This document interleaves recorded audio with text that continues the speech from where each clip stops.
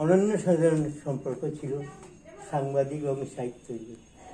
আমি অতীত দারিদ্রতার সঙ্গে লড়াই করে আজকে 83-84 বছর পরে অবতীর্ণ হয়েছে। এখানে একটি কথা বলে রাখি, দুলাল মিত্র আছেন, অধীরবাবু আছেন, স্মরণ সভা বা সুখ সভায় হরিদাস দেব কৃষক নেতা এবং নীতিশ ভট্টাচার্য বলছিলেন কোনো হাততালি দেবেন না, এটা স্মরণ সভা, আপনারা খারাপ পাবেন না। স্মরণ সভা বা সুখ সভায় হাততালি দেওয়া অনুচিত, জানি না দুলালবাবু মানে।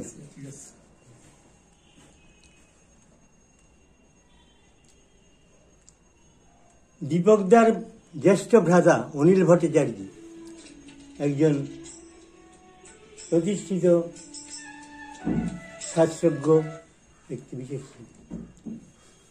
আমার বাড়িতে উনি পূজা পার্বণও করতেন।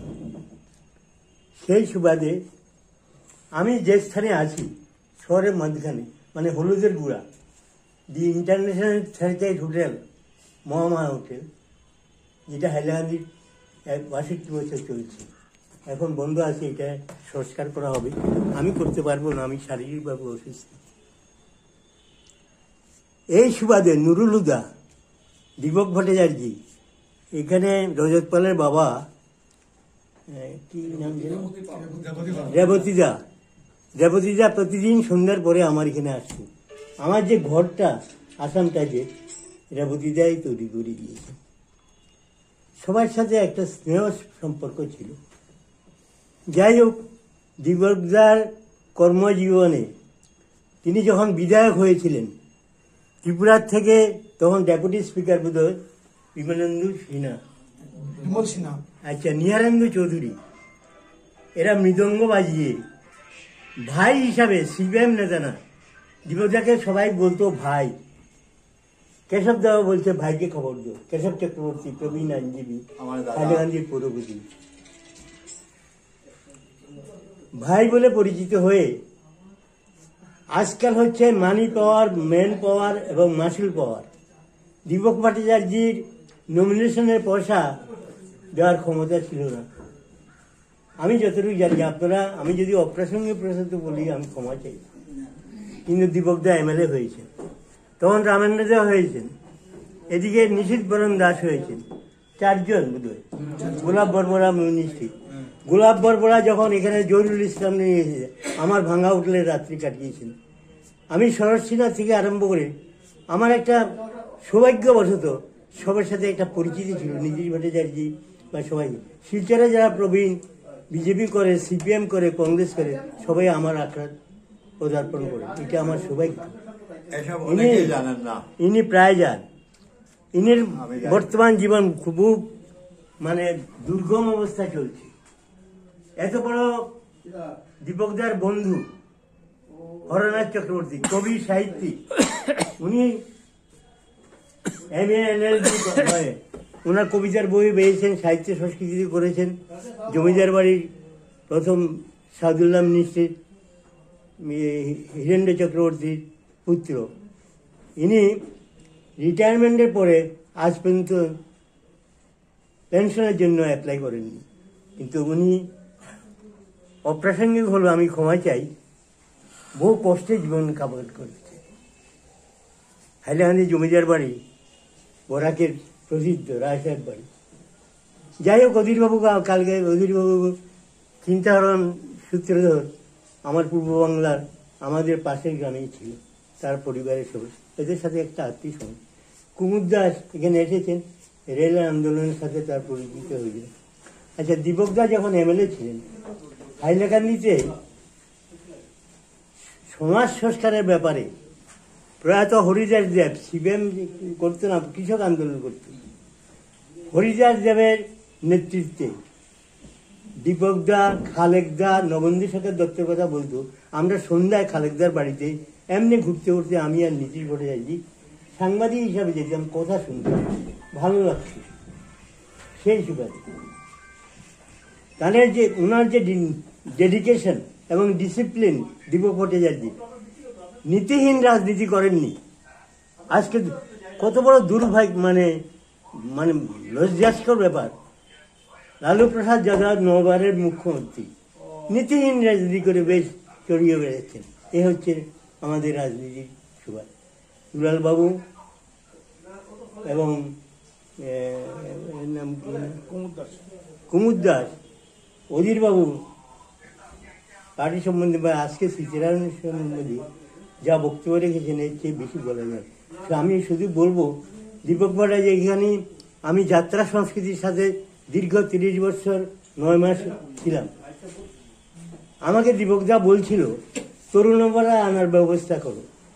লেনিন, হিটলার, মোহেনজোদারো, লেনিন যেদিন যাত্রা মঞ্চস্থ হয়, খালেকদা দীপকদা ছত্রঞ্জি টানছে মানুষের বসবাস। অনন্য সাধারণ ব্যক্তিত্ব, আবার বৃদ্ধ বনিতা দীপকদা 90 বছর বয়সের যারা ছিলেন এদের সাথে সম্পর্ক ছিল, আর শিশু সুলভ এবং যুব সম্প্রদায়ের সাথে ভাই হিসাবে পরিচিত ছিল।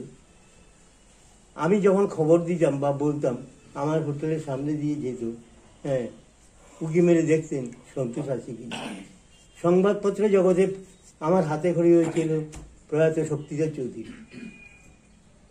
এর আগে প্রগতি একটা পত্রিকা, মোট 22টি পত্র পত্রিকায় আমি সম্পাদক ছিলাম। অল ইন্ডিয়া রেডিওতে অলিখিত সংবাদদাতা হিসাবে 31 বছর 9 মাস কেটেছি। দীপকদার সম্বন্ধে রেডিওতে আমি যেভাবে সংবাদ দিয়েছি আর কেউ দিবার ক্ষমতা ছিল না। আজকে দুঃখ, when heart is full, words are few, এই যে ওয়ার্ডস আর ফিউ, এই ধরনের সাংস্কৃতিকপূর্ণ এবং সর্বজন শ্রদ্ধেয় দীপক ভট্টাচার্য চলে গেলেন। যাই একটা ভালো লেগেছিল, অত্যন্ত গর্ববোধ করেছেন তার সহধর্মিণী অনিমা বৈদ্য ভট্টাচার্য।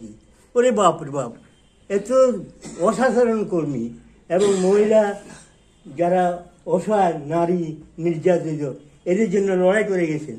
উনি শিক্ষকতা করেছেন একদিন ডিআইকে, ওই শিলচর রোডের চরঙ্গিতে পাকড়া ওরে, হ্যাঁ, ছাতে দিয়ে পেটে আরো মরছে। আমাকে উজ্জ্বল দাস, সাংবাদিক এবং লয়ার, দিলালবাবু হয়তো চিনেন, ফোন করে বলল যে অনিমা বৈদ্য ভট্টাচার্য ডিআইকে অ্যাটাক করেছেন।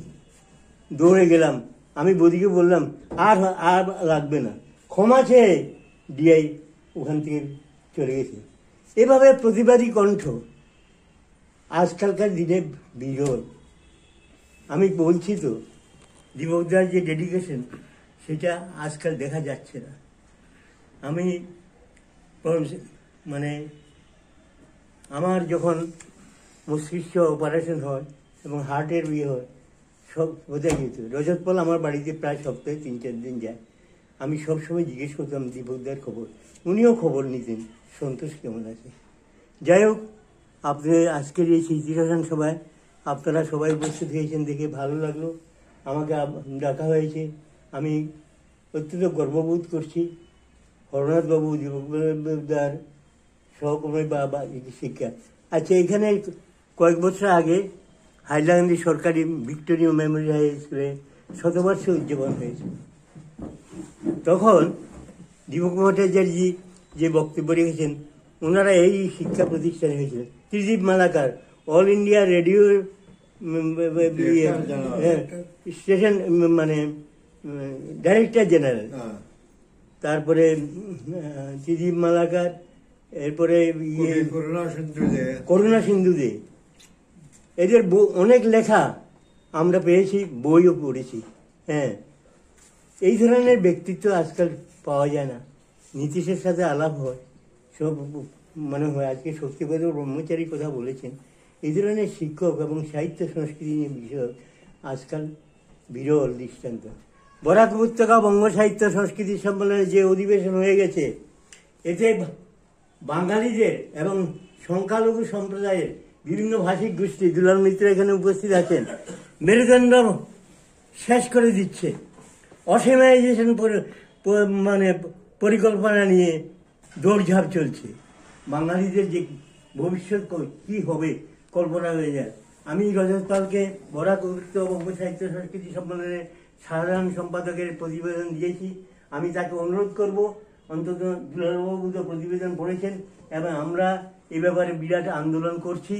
হ্যাঁ, আমাদের যে সম্মেলনের বা সংগঠনের যে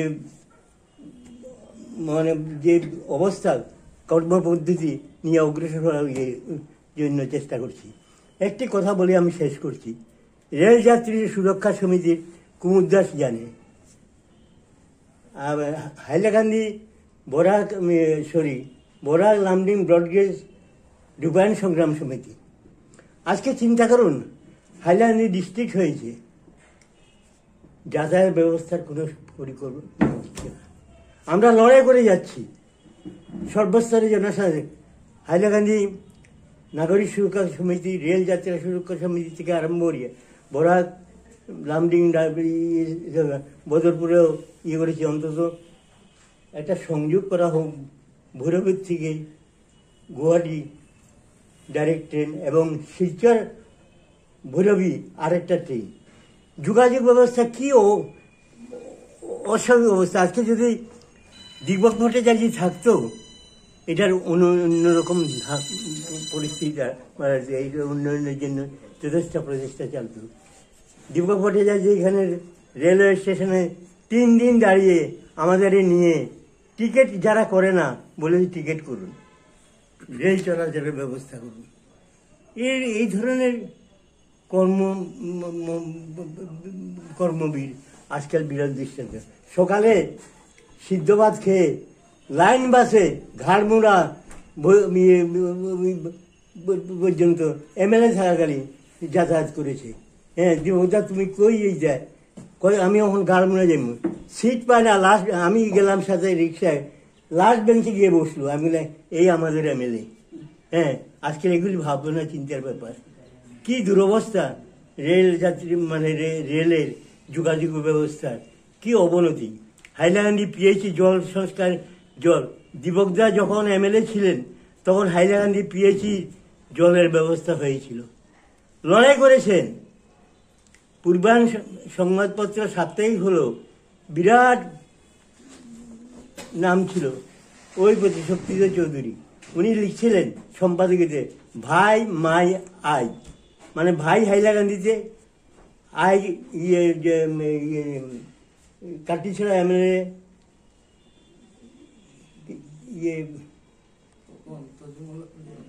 দীপকদা থাকতে কাটিছড়া এমএলএ সন্তোষ রায়ের আগে গৌরীশঙ্কর রায়, এদিকে নেপাল দাস। হ্যাঁ, বিহারের মুখ্যমন্ত্রী এসে নেপাল দাসকে বাগান ভোট থেকে আরম্ভ করে হুলস্থুল লাগিয়ে পয়সা করে ছাড়িয়ে নেপাল দাসকে জয় করেছেন। যাই হোক, রামেন্দ্র দে, নিশীথ বরণ দাস, নুরুল হুদা, তারপরে দীপক ভট্টাচার্য। নুরুল হুদা যখন বাই ইলেকশনে দাঁড়ালো তখন একটা স্লোগান ছিল, রশিদা ভেউদা। রশিদা আহমেদ চৌধুরী দাঁড়িয়েছিলেন কংগ্রেস থেকে, আর নুরুল হুদা সিপিএম থেকে। এরপরে স্লোগান ছিল, রশিদা বেহুদা, ভোট পাবে নুরুল হুদা। দীপকদা এটা রচনা করেছিল, আমরা গিয়েছি। হ্যাঁ, আমি সিপিএমের কর্মী হিসাবে না, সাংবাদিক আমার সাংবাদিক বন্ধুদের বহু পরিচিত। এই ধরনের ব্যক্তিত্বকে আজকে স্মরণ করছেন, এটা আমি সত্যি আপনাদের করি। আমি সকলের সমৃদ্ধি এবং শুভকামনা করে দীপক ভট্টাচার্যের আদর্শ অনুপ্রেরিত হওয়ার জন্য আপনারা প্রচার করুন। রামেন্দ্র দে, নিশীথ বরণ দাস সাহিত্য সংস্কৃতি মধ্যে একজন সিপিএম নেতা, কলেজের প্রিন্সিপাল হয়ে রিটায়ার হয়েছেন, অনেকগুলি বই লিখে গিয়েছেন। প্রায় প্রত্যেকটা অনুষ্ঠানে নিশীথ বরণ দাসে আমি উপস্থিত হই। হ্যাঁ, যাই হোক, দীপক ভট্টাচার্যের প্রয়াণটা আমাদের কাছে অবশ্যই হয়েছিল। প্রয়াত হরিদাস দেব মিউনিসিপ্যালিটির প্রথম যখন তৈরি হয়, এটা বোধহয় 1969 ইংরেজি, অনেকে বলছে 67। হ্যাঁ, Haridas Deb vice chairman, Keshab Chakraborty chairman. এরপরে খালেকদা ভাইস চেয়ারম্যান, কেশব চক্রবর্তী। খালেকদাকে নিয়ে আমি গুয়াহাটি গিয়েছি বাস ভাড়া করে। তারপরে মিউনিসিপ্যালিটির ভাইস চেয়ারম্যান যখন ছিল, সকাল 11টা থেকে 5টা পর্যন্ত বসা থাকতো। আমি বলতাম যে দুপুরে খাওয়ার না অফিস তখন কোনো ফান্ডে 50,000 টাকা যদি ফান্ড আসতো, বলছে বাপ রে বাপ বিরাট ফান্ড এসছে। হ্যাঁ, প্রত্যেকটা কন্ট্রাক্টারে দিত, মানে টেন্ডার কল করা হতো। এখনই তা হচ্ছে না। হ্যাঁ, এখন মিউনিসিপ্যালিটি যারা নেতৃত্ব দিচ্ছেন, বাইলো কনস্টিটিউশন সম্বন্ধে কোনো জ্ঞান বলতে নেই। কি বলবো আপনাকে? হ্যাঁ, আজকে হাইলাকান্দি পৌরসভার মানে কি মানে অবস্থা, টাকা পয়সার ছিনিমিনি চলছে, ভাট বাটোয়ারা চলছে। এই হচ্ছে আমাদের ইয়ে। হাইলাকান্দির ভাঙা কপাল।